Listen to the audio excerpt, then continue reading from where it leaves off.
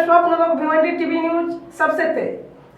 हमारे चैनल को देखने के लिए लाइक करें, शेयर करें और सब्सक्राइब करें और देखिए आज की ताजा तरीन खबर। भिवंडी तालुका अंबाड़ी दिघासी रोड पे श्रमजीवी संगठना विवेक भाऊ पंडित के पार्टी से कुछ पत्ते टूटकर नई पार्टी बना डाली। हम आपको बता दें कि प्रमोद पवार जो कि श्रमजीवी संगठना के बहुत ही संघर्षशील नेता रहे हैं और उनका कहना है कि लोग उन पर आरोप लगा रहे हैं कि हमें श्रमजीवी संगठना से निकाल दिया गया है, लेकिन ऐसा कोई बात नहीं है। उन्होंने कहा कि पार्टी में कुछ लोग ऐसे हैं जो हमें पसंद नहीं कर रहे हैं, उनकी तरफ से हमें कोई मान सम्मान नहीं मिल रहा है, जिस वजह से हम जो है नया पार्टी बनाए हैं जिसका नाम भूमिपुत्र एल्गार संगठना महाराष्ट्र है। और भी बहुत सारी उन्होंने बातें बताई जो आप हमारे चैनल के माध्यम से सुन सकते हैं। उन सारी विषय को लेकर के उन्होंने प्रेस कॉन्फ्रेंस किया और खुलासा किया कि तुम्हाला निरोप दिला आणि तुम्ही आजच लगेच आले, 1 दिवसाच्या नोटीस पिरियडवर तुम्ही आले। अनेकांना प्रश्न पडला असेल की आज कशाबद्दलची पत्रकार परिषद आहे, आज कोणता भ्रष्टाचार बाहेर येणार आहे। अनेक जणांना मला वाटते संदेश मिळाला की आज प्रमोद पवार आणि त्याचे सहकारी कोणत्या तरी पक्षात जाणार आहेत। आम्हालाही बरेच फोन आले, कुठे आहे पक्षप्रवेश, कोणता पक्ष। मी आज सगळ्यात प्रथम तुम्हा सगळ्यांसमोर सगळ्या पत्रकार मित्रांना आणि हे लाईव्ह बघणाऱ्या किंवा ही प्रेस कॉन्फरन्स बघणाऱ्या किंवा माझ्यावर प्रेम करणाऱ्या माझ्याशी संबंधित असलेल्या सगळ्या लोकांना नम्रपणे आणि अगदी ठामपणे सांगतो की प्रमोद पवार किंवा त्यांचा कोणताही सहकारी जो या लढाईत आपल्यासोबत आहे, कोणीही कोणत्याही पक्षात जाणार नाही।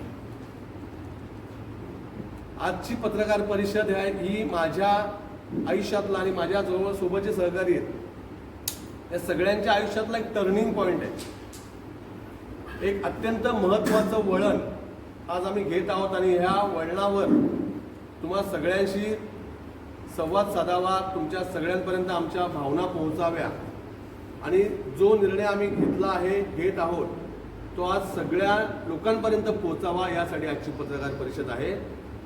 मी अधिक वेळ न घेता आज तुम्हा सगळ्यांना सांगू इच्छितो की मधल्या काळामध्ये गेले 2 महिने बऱ्याच चर्चा, बऱ्याच अफवा किंवा आमच्याबद्दलच्या सकारात्मक नकारात्मक गोष्टींवर लोकांनी चर्चेचा आनंद घेतला। अनेकांनी दुःख व्यक्त केलं, अनेकांनी खेद व्यक्त केला, अनेकांनी सहानुभूती दाखवली, अनेकांनी आनंद घेतला, आसुरी आनंद घेतला। प्रमोद पवारला श्रमजीवी संघटनेतून काढून टाकलंय, सुनील लोणेला काढून टाकलंय, नवनाथ मोरेला काढून टाकलंय। तर मी तुम्हाला अत्यंत विनम्रपणे सांगू इच्छितो की गेले 20-22 वर्ष मी श्रमजीवी संघटनेचा कार्यकर्ता म्हणून अत्यंत प्रामाणिकपणे किंवा माझ्या क्षमतेप्रमाणे जे काम होईल ते मी केलं। सुनील लोणे माझे सहकारी, त्यांनी 28 वर्ष संघटनेत काम केलं। मला सांगायला अभिमान वाटतो की माझी आजी स्वर्गीय सीताबाई पवार, त्यानंतर माझे वडील स्वर्गीय गुरुनाथ पवार, 2 महिन्यापूर्वीच माझ्या वडिलांचं 2-3 महिन्यापूर्वी निधन झालं। या दोघांनी संघटनेचं काम किंवा संघटनेत सभासत्व म्हणून केलं आणि मी त्यांची 3री पिढी ही संघटनेमध्ये सक्रिय सहभाग म्हणून कार्यकर्ता होतो। त्या संघटनेने आम्हाला घडवलं, आम्हाला लढायला शिकवलं। आदरणीय विवेक भाऊंनी आमच्यावर संघटनेचे संस्कार केले आणि त्यांनी आम्ही जे आज लढतो, बोलतो किंवा भांडतो याचं सर्व श्रेय माननीय विवेक भाऊ पंडित, माननीय विद्युताताई पंडित यांना जातं, कारण त्यांनी आम्हाला शून्यातून घडवलं, आम्हाला लढायला शिकवलं। पण तरीही आम्हाला हा निर्णय घ्यावा का लागला, तर पहिल्यांदा मी लोकांनी जी अफवा काही पसरवली, काही ठराविक लोकांनी, त्यांना मी सांगू इच्छितो की माझ्याकडे माझा राजीनामा आहे ज्याचं रिसिव्ड कॉपी आहे, मी पत्रकारांना ती कॉपी देतोय। 4 नोव्हेंबरला मी उसगावला माझा राजीनामा सुपूर्द केला। सुनील लोणे यांनी त्यांचा राजीनामा सुपूर्द केला, नवनाथ मोरेंनी राजीनामा केला। ते नवनाथ कोल्हे सध्या पदावर नव्हता, सुनील लोणेंनी स्वतः आपलं अंबाडीचं आंदोलनापूर्वी पद त्यागलं होतं. म्हणजे संघटनेचे जे काही लोक आमच्याबरोबर आहेत त्यांनी आपापल्या पदाचा राजीनामा दिला.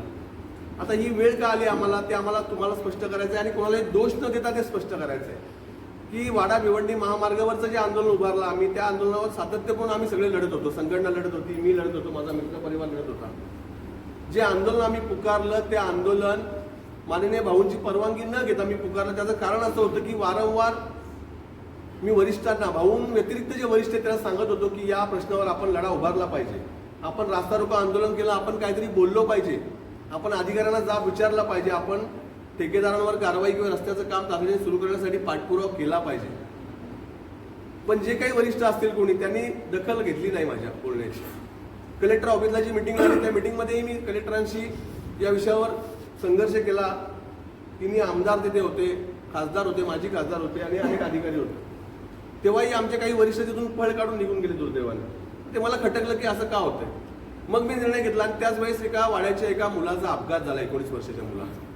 मला खूप वेदना झाली आणि त्या प्रश्नावर मी वारंवार भांडतोय, लढतोय. म्हणून मग ते आंदोलन मी माझ्या क्षमतेने उपोषण करेन, मी लढणार नाही, रस्त्यावर येणार नाही, कारण माझ्याबरोबर कोण आहे, मी एकटा आहे. मी उपोषणाचा निर्णय घेतला आणि ते माझ्या सहकार्याने मी सांगितलेलं नव्हतं, पण मी निर्णय घेतला. ते फेसबुकवर त्यांना कळलं. मी निर्णय घेतला 16 तारखेला, 16 सप्टेंबरला मी निर्णय घेतला आणि 30 सप्टेंबरची तारीख दिली. मधले 14 दिवस होते. या 14 दिवसामध्ये मला कोणीही माझ्याशी संपर्क साधला नाही माझ्या वरिष्ठांनी. आणि त्यानंतर मग 30 सप्टेंबरला मी आंदोलन केलं. आता आंदोलनात काय झालं तुम्ही सगळ्यांनी बघितलं. आपण प्रामाणिकपणे लढलो, सगळं अत्यंत पारदर्शकपणे उघड केलं आणि आज हे आपला लढा त्या ठेकेदाराविरोधात, त्या भ्रष्ट अधिकाऱ्यांविरोधात सुरू आहे. त्यानंतर रस्त्याचं कामही सुरू झालं. त्या आंदोलनाला आम्हाला साथ दिली नाही आणि आमच्या आंदोलनाला कोणी जाऊ नये, आंदोलनामध्ये जो जाईल त्याच्यावर कारवाई केली जाईल अशा पद्धतीचे जी मेसेजेस पसरवले, फोन गेले आणि त्यामुळे अनेक लोक येण्याची इच्छा असून पण आले नाहीत. पण मोठ्या संख्येने लोकांनी सहभाग नोंदवला. आम्ही कुठल्याही संघटनेच्या माणसाला फोडण्याचा, त्याला बोलवण्याचा, फोडण्याचा प्रश्नच येत नव्हता. आम्ही संघटनेच्या विरोधात बंड नव्हतं केलेलं. आम्ही लोकांच्या प्रश्नावर उभे राहिलेलो, उतरलेलो. संघटनेला विरोध नव्हता केला. ज्या प्रश्नावर संघटना लढते त्याच प्रश्नावर आम्ही आंदोलन केलं होतं. त्यामुळे वेगळा विरोध करायचा प्रश्न येत नाही. मान्य भाऊंचा आदर आम्हाला कालही होता, आजही आणि उद्याही राहील. या आंदोलनाची परवानगी मी माननीय भाऊंकडून घेतली नव्हती. यासाठी मी पत्रकार परिषदेमध्ये दिलगिरी व्यक्त देखील केली, तुम्ही बघितली असेल. त्यामुळे काही चुकीचं आम्ही केलं किंवा काही आमच्याकडनं चुकीचं झालं किंवा आमचा उद्देश वाईट होता असं कधीच नव्हतं आणि ते कधीच सिद्ध झालं नाही. फक्त मी एवढंच सांगेन तुम्हाला की मी राजीनामा दिलेला आहे. कुठलीही हकालपट्टीची, काढण्याची पोस्ट तुमच्या तरी बघण्यात आली नसेल किंवा माझ्या तरी बघण्यात आली नाही. मी राजीनामा दिल्यानंतर विनम्रपूर्व राजीनामा दिला आणि विनम्रपूर्व संघटनेच्या सगळ्या ग्रुपमधनं मी बाहेर पडलो आणि 22 वर्षाचा प्रवास संपवला. मी पुन्हा एकदा उल्लेख करेन की आम्हाला ज्यांनी घडवलं त्या माननीय भाऊंचा आम्हाला कालही आदर होता, आजही आणि उद्याही राहील. फक्त भाऊंची दिशाभूल करणारी जी काही लोक 4-2 टाळके भाऊंच्या आजूबाजूला असतात त्यांना कधी माफ आम्ही करणार नाही. कारण आम्हाला ज्या वेदना झाल्यात, 22 वर्षाचा संघटनेचा प्रवास सोडताना, बाहेर पडताना आम्ही काय वेदना भोगल्या किंवा काय त्रास आम्हाला झाला ते आम्हाला माहिती. सोपं नसतं इतकं. मला जेव्हापासून समज आली, जेव्हापासून मला काय लागलं तेव्हापासून मी संघटनेशिवाय सुद्धा विचारच केला नाही. प्रमोद पवारने काही केलं तर लोक सांगायचे संघटनेने केलं. प्रमोद पवार संघटनेचं आहे, तुम्हालाही माहिती. आणि माझ्या वडिलांच्या निधनानंतर 1च महिन्यामध्ये असा प्रसंग माझ्यावर यावा की असा वेळ माझ्यावर आणली गेली ठरवून. का तर काही लोकांना, भाऊंची दिशाभूल करणाऱ्या लोकांना कदाचित त्या ठेकेदाराबरोबर त्यांना काही साठवलं त्यांचं असेल. प्रमोद पवारने आंदोलन केल्यामुळे ठेकेदार उघडा पडतो हे त्यांना वाटत असेल, काही असू शकतो. त्यामुळे भाऊंना चुकीची माहिती देण्यात आली आणि दुर्दैवाने आमच्याकडची बरोबर माहिती ऐकण्याची कोणी तयारी दाखवली नाही. 111 कोटीचा जो घोटाळा आता निघाला जव्हार मोखाड्यामध्ये, त्यातही हेच लोक सहभागी आहेत आणि त्याचाही पाठपुरावा आम्ही करतो. आम्ही न्यायालयातही तक्रार केली, UOWकडे तपासाचा पाठपुरावा करतो आणि त्यात 111 कोटीमध्ये आपल्या वाड्या भिवंडीची लिंक आहे हे आम्ही सिद्ध करून दाखवतो. म्हणजे आम्ही जे बोलत होतो उपोषणात, आंदोलनात ते खरं निघालं. 111 कोटी ह्या गरीब आदिवासींचे गेल्यानंतर, लुबाडण्याचा प्रयत्न झाल्यानंतर कोण बोलताना दिसले तुम्हाला? दाखवा मला कोण बोलताना दिसलंय. आम्हीच बोंबललो, आम्हीच पाठपुरावा केला. मुद्दा एवढाच आहे की आम्ही कोणाचे विरोधक नाही, कोणाच्या विरोधात नाही. आम्ही आमचा विनम्रपणे बाजूला झालो. मान्य भाऊंचा आदर असल्यामुळे आम्ही कोणाची वाद घालू शकत नाही, कोणाला काही बोलू शकत नाही. म्हणून आम्ही शांतपणे आमची ज्यांना गरज नाही किंवा आम्ही ज्यांना खटकतो त्यांच्यापासून लांब होण्याचा निर्णय घेतला आणि आम्ही नम्रपणे बाहेर झालो. आता नम्रपणे बाहेर झाल्यावर करायचं काय? तुम्ही माझी एक व्हिडिओ बघितली असेल की 22 वर्षाचा प्रवास संपल्यानंतर फ्रस्ट्रेशन येणारच, त्रास होणारच, वेदना होणारच. काल परवाचा नाही आलेला, 22 वर्ष आयुष्यातली गेली. म्हणजे पूर्ण जवानी गेली, हयात गेली. मग काही दिवस घरात थांबलो, पुस्तक वाचली, निराश झालो. मग लोणींशी संपर्क, नवनाशी किंवा सगळी कार्यकर्त्यांशी संपर्क केला. मग विचार केला की एकदा आपण लोकांना भेटू, लोकांमध्ये जाऊ, लोकांशी बोलू. पण लोक बोलले, भाऊ तुम्ही कुठे आहेत, काय चाललंय, फोन यायला लागले. प्रत्येक प्रश्नाशी लोकांशी संबंध असल्यामुळे, मी जमिनीवरचा कार्यकर्ता असल्यामुळे लोकांशी संपर्क होता. या महिन्याभरात मित्रांनो 2ही जिल्ह्याचे काने कोपऱ्यात आम्ही जाऊन आलो. ठाणे पालघरच्या प्रत्येक तालुक्यात, प्रत्येक ठिकाणी आम्ही जाऊन आलो आणि लोकांचा माझ्या अपेक्षेपेक्षा पलीकडे प्रतिसाद मिळाला. आणि मग आम्ही निर्णय घेतला की काहीतरी करावं लागेल आणि ते काहीतरी करावं हेच आज तुमच्या समोर आम्ही जाहीर करतोय. माझे सगळे सहकारी, माझा मित्रपरिवार आणि जे कोणी लोक या समाजामध्ये अन्यायाविरोधात लढण्यासाठी धडपडतात, ज्यांना धडपडण्याचा ज्यांची इच्छाशक्ती आहे, प्रयत्न आहे, पण ती संघटित शक्ती होत नाही. आपण रस्त्याचा प्रश्न लढलो, इतर प्रश्नांवर लढलो, हे सगळे मोबिलाईज होते, जमलेले होते, पण ते ऑर्गनाईज नव्हते. आणि ते ऑर्गनाईज करण्याचं काम आम्ही करतोय तुमच्या सगळ्यांच्या साक्षीने, सगळ्या जनतेच्या साक्षीने, सगळ्या पत्रकार मित्रांच्या माझ्या सगळ्या साक्षीने. आपण आज एक घोषणा करतोय की भूमिपुत्र एल्गार संघटना नावाची संघटना आम्ही स्थापन केली आणि त्याची आज आम्ही अधिकृतरित्या घोषणा तुमच्या समोर करत आहेत. मला फक्त 1 मिनिट जर तुम्ही दिला तर आज आपण या संघटनेचा झेंडा, ध्वज तुमच्या समोर आम्ही अनावरित करतो. प्लीज ते घेऊन या.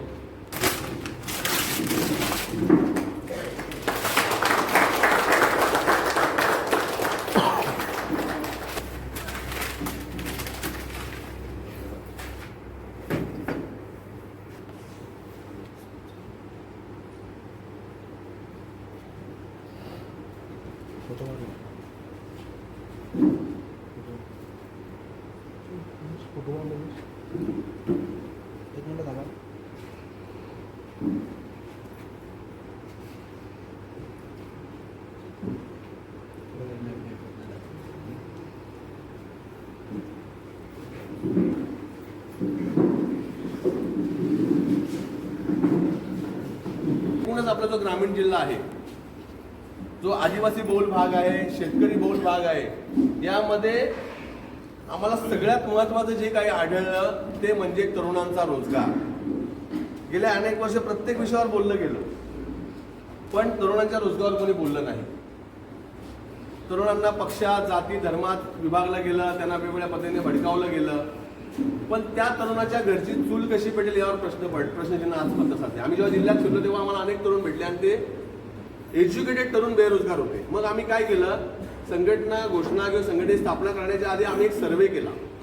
आम्ही एक ऑनलाईन या नवीन तंत्रज्ञानाचा वापर केला आणि आम्ही एक सर्व्हे केला.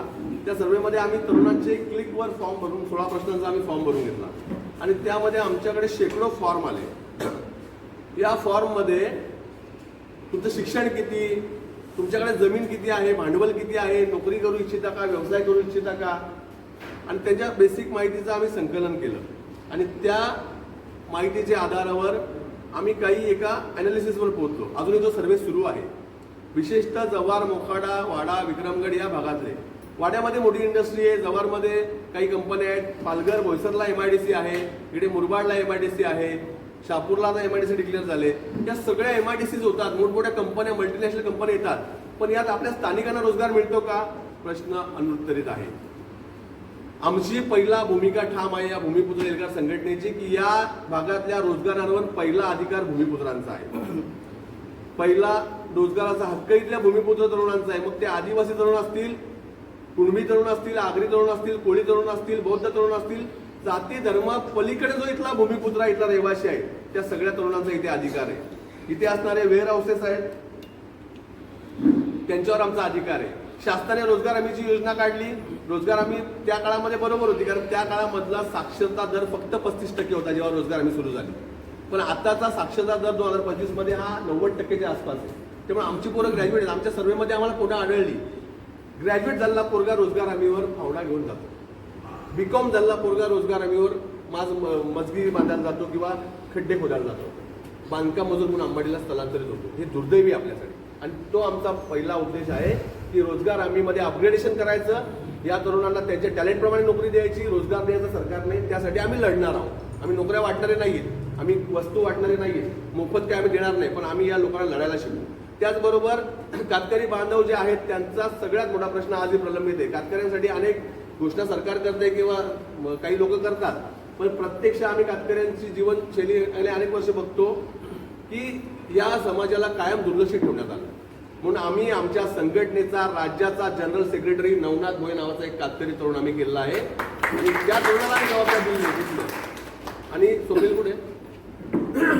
स्वप्नील कातकरी घटकाचा पूर्ण जबाबदारी, पूर्ण प्रमुख जबाबदारी दोनही जिल्ह्यांची स्वप्नील वाघ हा तरुण याच्याकडे पालघर जिल्ह्यातला तरुण आहे आणि याच्यावर दिले स्वतः तो व्यवसाय पण आहे. आणि बीड सारख्या जिथे खूप दहशत आहे, काही लोकांचं आपण नाव घेतो जी गुन्हेगारी पार्श्वभूमी आहे, त्यांच्या गावात जाऊन कातकऱ्यांसाठी काम करून लढाई करणारा हा तरुण आहे. तिथून पालघरवरनं बीडमध्ये जाऊन लढाई करत. तर या तरुणांवर आम्ही कातकरी घटकाची एक्सक्लुझिव्ह जबाबदारी देतोय की या समाजाच्या तरुणांना रोजगार कसा देता येईल, या कुटुंबांना आपल्याला स्थलांतर थांबवण्यासाठी काय करता येईल. त्यांच्यावर राजाच्या पोटातून येतं. पूर्वी होतं ते, नंतर लोकशाही आली. बाबासाहेबांनी सांगितलं आता नेतृत्व राजाच्या पोटातून नाही, मताच्या पेटीतून येईल. पण मताच्या पेटीसाठी ज्याला उभं केलं जातं तो कुठल्या तरी नेत्याच्या पोटातून आलेला असतो, तो गरीबाच्या झोपडीतून आलेला नसतो. प्रमोद पवारला कोणी आमदारचं तिकीट देणार नाही, कुठल्या तरी नेत्याच्या पोराला दिलं जाईल.